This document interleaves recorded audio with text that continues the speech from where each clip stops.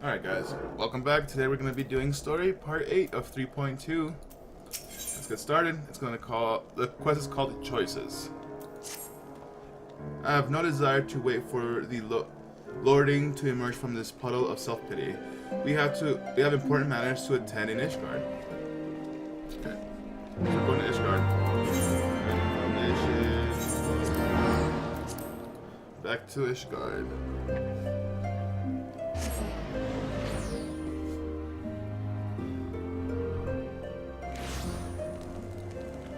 I believe we're going to the Forgotten Night. It's close to the Forgotten Night. That's what I think. I was right. Alright, let's go back. We're going to the office of the commander.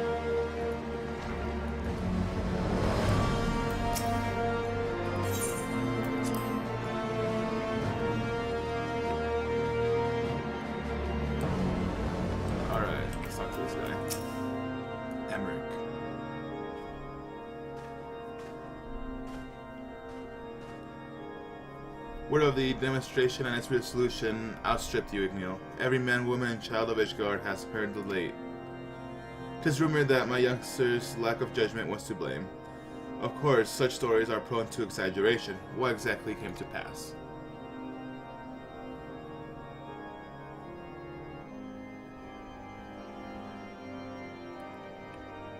Alright. Tell him everything. I see, so that is the truth of it. Regardless of his intent, the result was undeniable. He has furthered the cause of these misguided few who cannot let go of the past. In an instant, the delicate peace we were poised to forge is once more beyond us. To dwell so deeply on the war and the vengeance it begets, only for that too to be taken away. Is that any wonder that they were left bereft?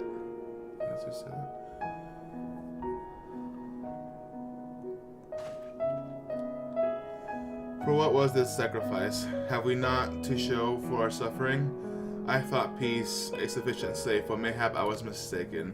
We are warriors, Lord Edmont, and ours is a nation built on centuries of warfare. Right or wrong, this is who we are, and we deny it at our peril. To hold on to the past without being beholden to it, we must find needs a way to honor the sacrifice of our forefathers without glorifying in their excess. A difficult path, to be sure. We dare not deny the scars which mar our nation's soul, lest we spur other disillusioned souls to retrace them. But as you say, we dare not revel in the past glories either, for they are tainted all. A clear, ambiguous enemy, and undeniably righteous cause. 'Tis a bitter reflection, but lies through they did not serve us to unite us.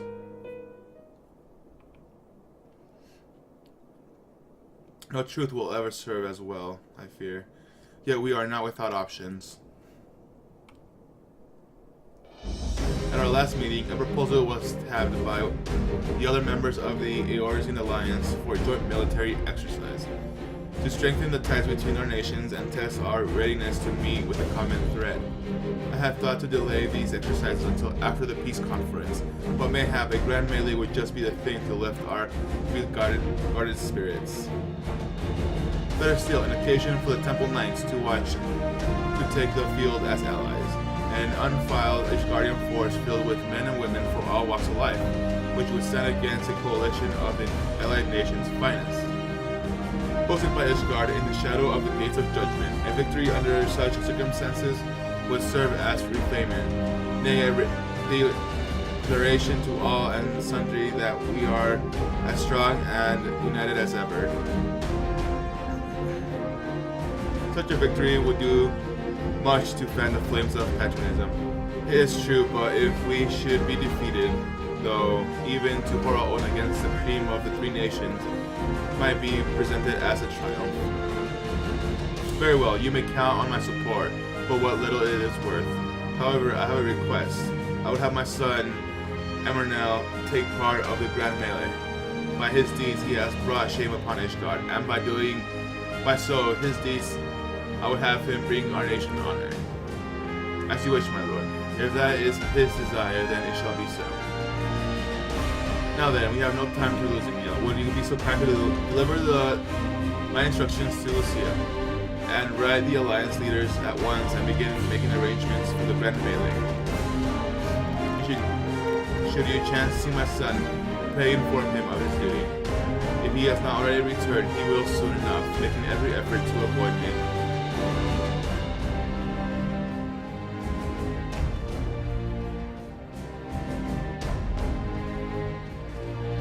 Alright. We have a grand melee in our hands.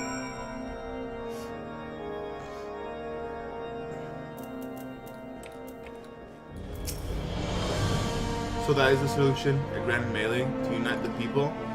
And what part would they have you play in this affair, I wonder? You whom they have taken into their confidence, upon whom they have come so heavily to rely. And will you oblige them with the proposition is made? Will you stand for Ishgard once more? I will stand for my friends and comrades' nomination. The poor choice of words, for friends tied and true then, the leaving and the loss. So for this grand melee of his, Sir Emmerich wishes to field a force comprising of both Temple Knights and Ilda's Watch, yes? I can only imagine what she will have to say about that. In fact, curiosity compels me to go see myself.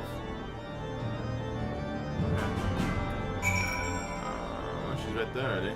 That's convenient.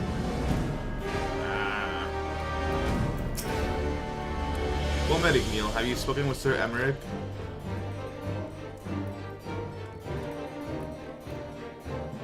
I was aware of the Alliance request, so Sir Emmerich would turn these exercises into a spectacle for the masses.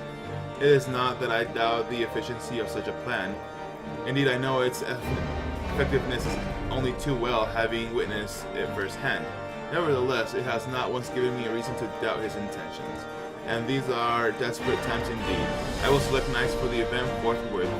And as for the watch, Diddy now, how considerate of Master Tancred to seek out our young watch commander on his own violation. Alas, he acted prematurely. He delivered this list of watch candidates to Ilda. I would rather have her best men, not her most dispensable. Alright, where are we going? Teleport. We're having a grand melee. Sounds pretty cool.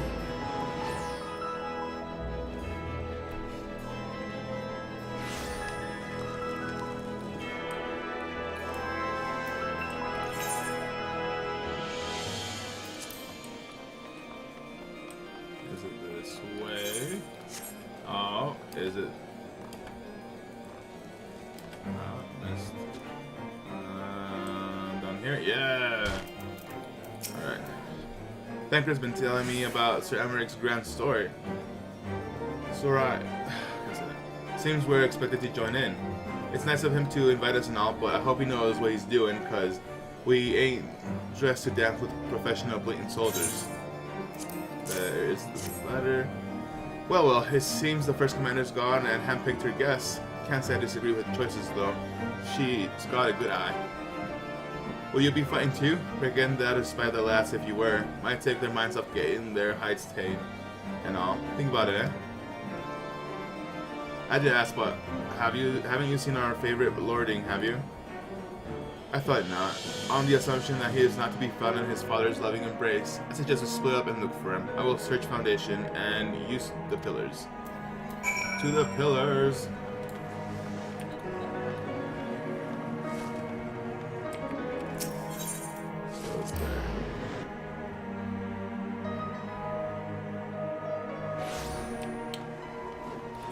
Oh, the guy's right there. Dang, that's so lucky. I didn't know that. Complete luck. I carried Arnaut to the manor. Our best Sharingans are treating him as we speak. He has yet to wake, but surely he will. So father has volunteered me for this grand melee of his. My beloved family, always making decisions for me.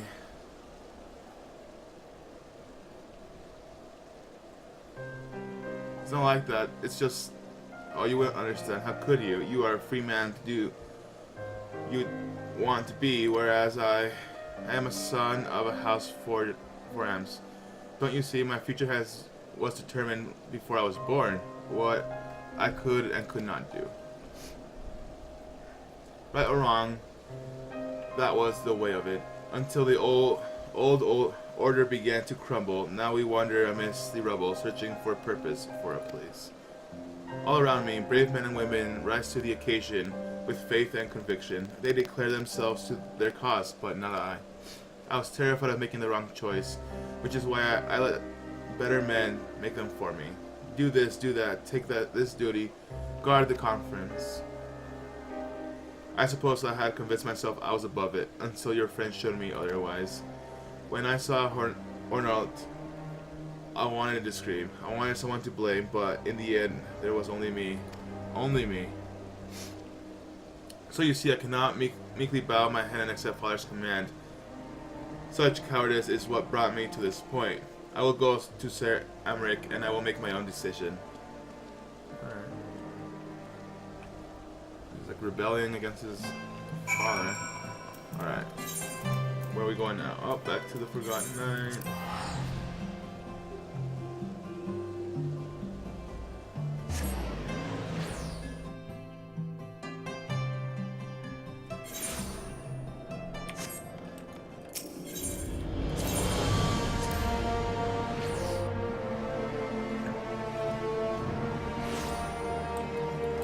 This way, talk to Amric again.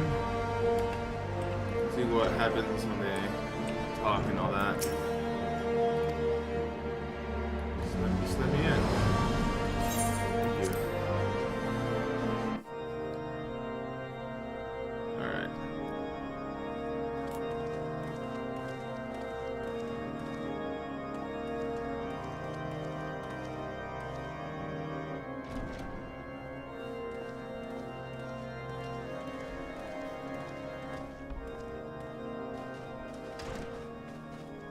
Lord Commander, if I may, I wish to speak with you before the Grand Melee.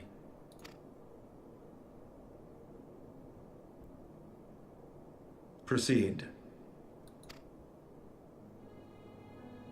How do you do it, my lord? How do you lead with such certainty, when so many of our countrymen will not hear of peace with the Dravanians? Some of them hate you almost as much as the dragons themselves. They decry you as a patricide in the streets. They even tried to kill you, for God's sakes. Yet still you march on, undaunted, where no archbishop dared to tread. What is your secret? Where do you find the strength?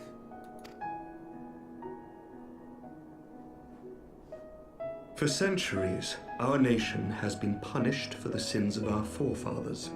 If our punishment is to end, I believe we must right the wrongs of antiquity and move forward as a nation united. Needless to say, my father did not share this opinion. He did not believe the people strong enough to bring about their own deliverance, trusting only in himself. Tyranny seemed to him the only solution. But I have faith in the people, Lord Amanalain. I have faith that they will weather this storm and overcome every trial we set before them. Many have fought and died to see this blight upon our nation's history cleansed, and I would not let their sacrifices be in vain. Though we invite reprisals, the risk is worth the reward.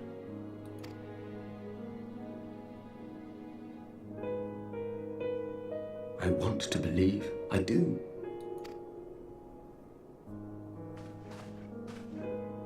Lord Commander, through my careless orders, a pall has been cast over these proceedings, and I beg the opportunity to make amends.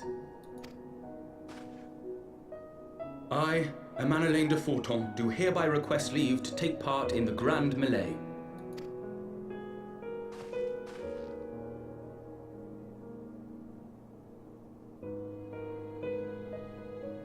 Who am I to deny such a heartfelt plea?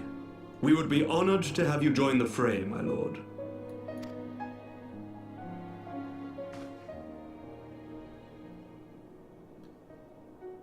You will take charge of the Ishgardian forces. For all my other responsibilities, I am still Lord Commander of the Temple Knights, and I would not soon yield this duty to another.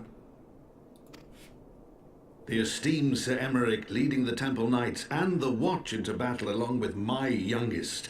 I could wish for no more. Then you wish for too little, my lord. There is another who might yet join the fray. An indispensable ally to whom we owe much and more.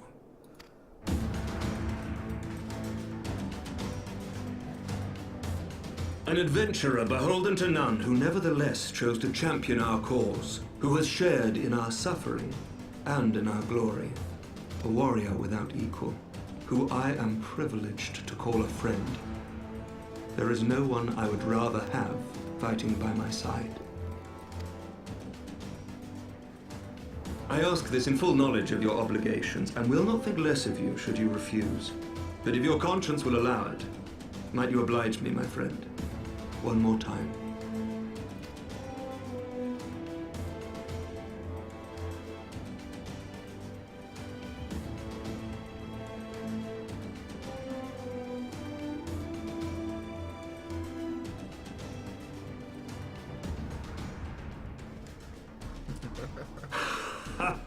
Together we shall give the people a spectacle for the ages, a celebration to mark the dawning of a new era.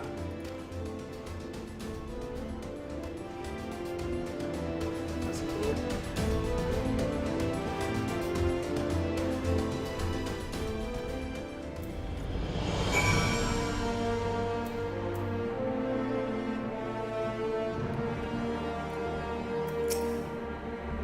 God's help me, I think I might be in love. I dare say it might be cheating too. Your mere presence is enough to turn the tide of most battles. And did you see the way his eyes lit up when you nodded? It was a look of boundless relief and joy. One would think a politician more practiced at concealing his emotions. Still, his honesty does him credit. For a moment, I was very inspired to pledge myself to the cause, but that would be improper. This is their fight and yours, but not mine. Alright guys, so that was part 8 of the 3.2 story quest. I'll see you guys next time for part 9.